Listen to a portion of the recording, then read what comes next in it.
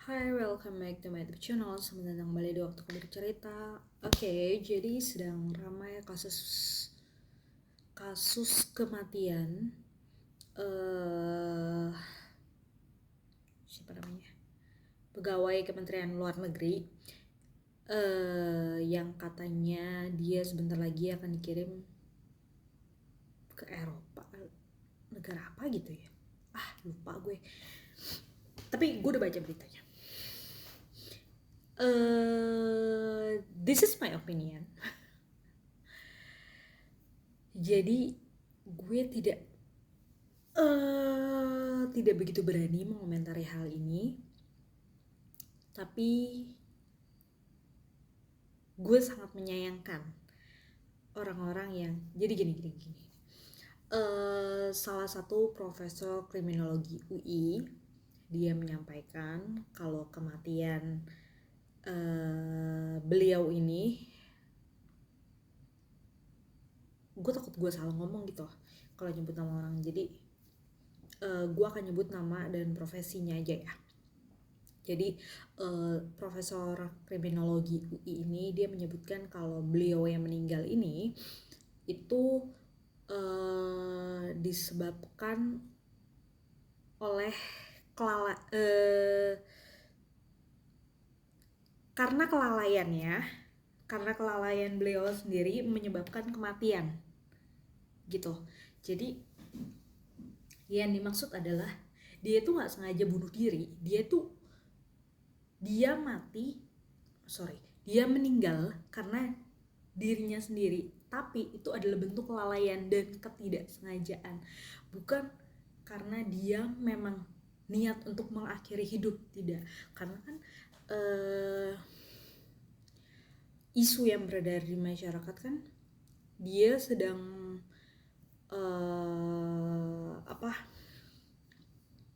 jadi saksi kunci tentang TPPO di Kamboja, terus dengan lakban yang terlilit rapih, terus dia pakai selimut, kematiannya tidak wajar, pasti ada orang berkuasa di balik ini semua, apa segala macam. Sampai si profesor kriminologi UI itu ketika dia mengemukakan hal tersebut, orang-orang langsung pada berkomentar, kok ada ya profesor sebego ini, kok bisa ya ada orang, gue pikir profesor itu semuanya pintar, ternyata ada yang bego. Terus pokoknya gitu-gitu. Gue juga tidak berani membenarkan apakah profesor ini benar atau tidak, tapi gue cukup menyayangkan untuk orang-orang yang berkomentar profesor ini bodoh. Mungkin memang ada profesor yang cukup tidak layak, tidak kompeten untuk disebut dengan profesor. Tetapi kita kan nggak tahu batas kompeten atau enggaknya itu di mana. Dan untuk yang, tapi bukan berarti dia bodoh atau tidak. Kita nggak menyebut dia bodoh atau tidak. Mungkin dari A sampai Z dia cukup pintar dan kompeten di bidang dari A sampai D, tapi untuk sisanya yang lain dia kurang kompeten atau gimana gitu. Maksudnya dia untuk dapat gelar profesor juga kan pasti ada sesuatu lah, ada sesuatu hal yang dia punya tapi orang lain nggak punya gitu, intinya kayak gitu. Nah, jadi gue cukup menyayangkan ketika orang-orang pada menghujat ketika profesor UI itu mengemukakan hal yang cukup bertolak belakang dengan keyakinan masyarakat. Karena keyakinan masyarakat itu kan pokoknya si pegawai Kemenlu ini dibunuh gitu. Jadi polisi itu harus mengusut tuntas, cari siapa pembunuhnya. Kalau misalkan polisi nggak ketemu siapa pembunuhnya, berarti polisi ini nggak becus. Berarti polisi ini sedang melindungi orang yang di belakangnya, orang besar di belakangnya. Padahal bisa jadi penjelasannya profesor itu cukup masuk akal. Hanya karena ini tidak familiar, jadi pernyataan beliau itu dihujat sama masyarakat. Kenapa gue bilang begitu? Karena mungkin belum banyak yang tahu kalau ada kelainan kelainan seksual ya jatuhnya, kelainan seksual dimana ketika dia melakukan masturbasi atau ya hal-hal yang berkaitan dengan seksual, dia itu cenderung bisa ereksi atau mendapatkan kepuasan ketika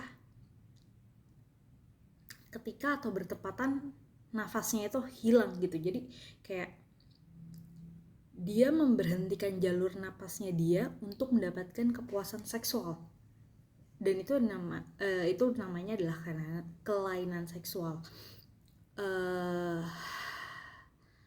Apa autofriksia ereksi, autofisika, apa sih namanya, gue lupa deh, pokoknya gitu. Jadi itu adalah kelainan seksual di mana dia memberhentikan jalur napas sendiri untuk mendapatkan kepuasan, tapi itu tidak diniatkan untuk menghilangkan nyawa sendiri, hanya saja karena melakukan itu karena kelalaian, jadi tidak secara sengaja nyawanya itu hilang.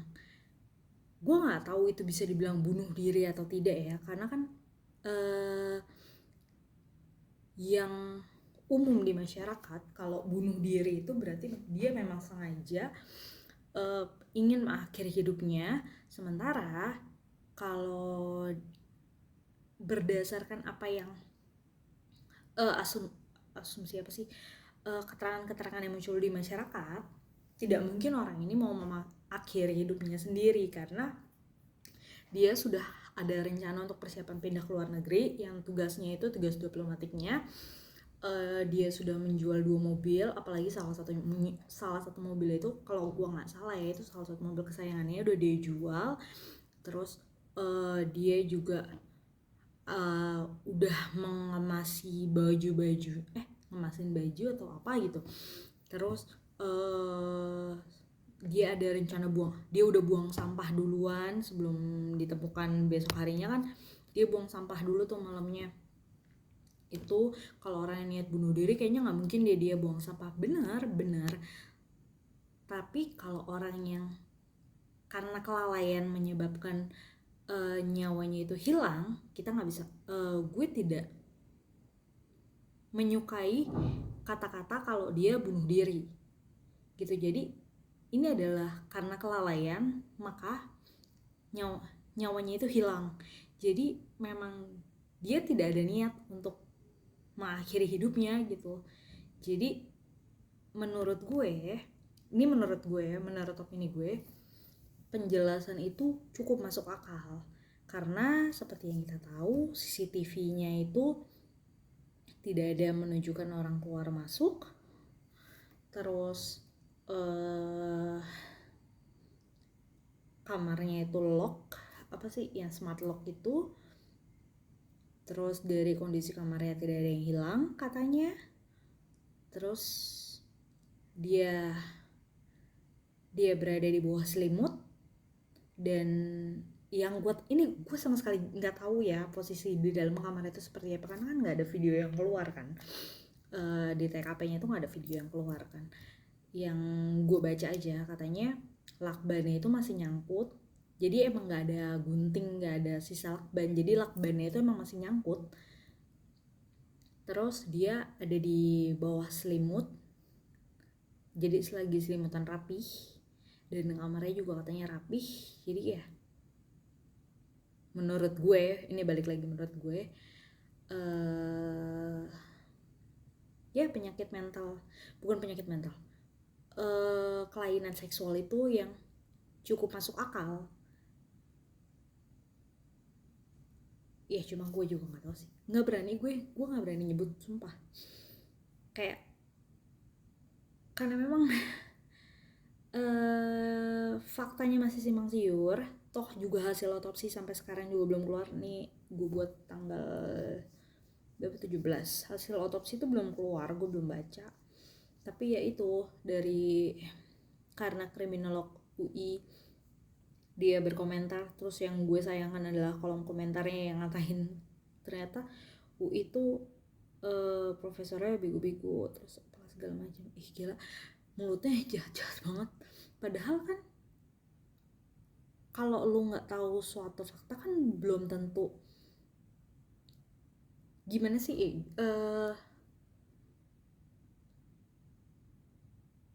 ketika orang lain mengemukakan suatu fakta atau suatu informasi, sesuatu yang lo nggak tahu, itu kan bukan berarti orang itu bodoh, cuma lu nya aja emang nggak tahu ada hal itu gitu, lu nya aja yang belum terpapar tentang hal itu gitu. Tapi bukan berarti, dan karena ketidaktahuan lu itu nggak serta merta memberikan lo hak untuk mengecap orang lain bodoh. Itu aja sih yang gue sayangkan. Jadi menurut gue ya, semakin luas pengetahuan seseorang, semakin tinggi ilmu seseorang, orang itu malah kebanyakan yang gue kenal ya, itu tuh pada takut untuk ngomong, pada takut untuk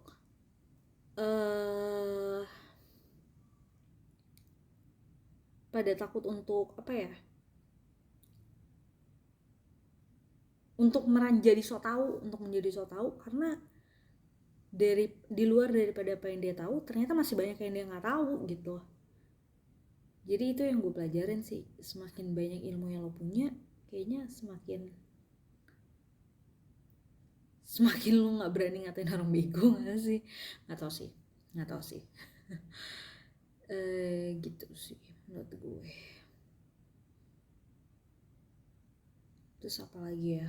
Kemarin tuh ada banyak hal loh yang mau gue omongin, cuma gue lupa sekarang.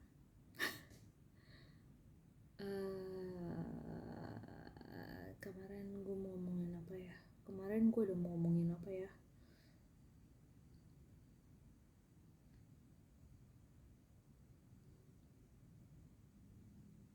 Kayaknya gue mau ngomongin sesuatu juga deh yang itu udah ini banget di kepala gue.